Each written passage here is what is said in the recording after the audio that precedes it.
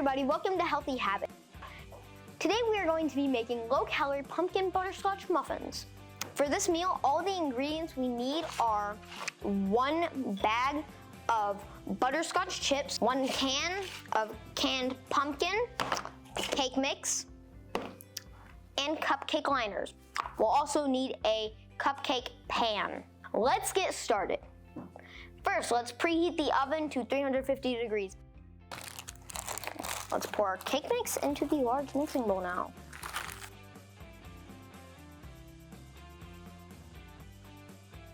We'll then add our pumpkin and mix it all up. And the chips, almost forgot about that.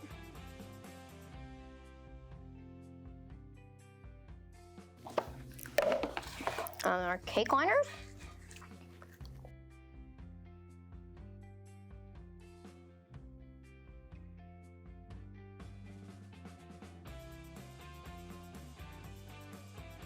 Next, add the mixture to each cupcake liner. You don't want to add too much, so fill each cup about 3/4 full.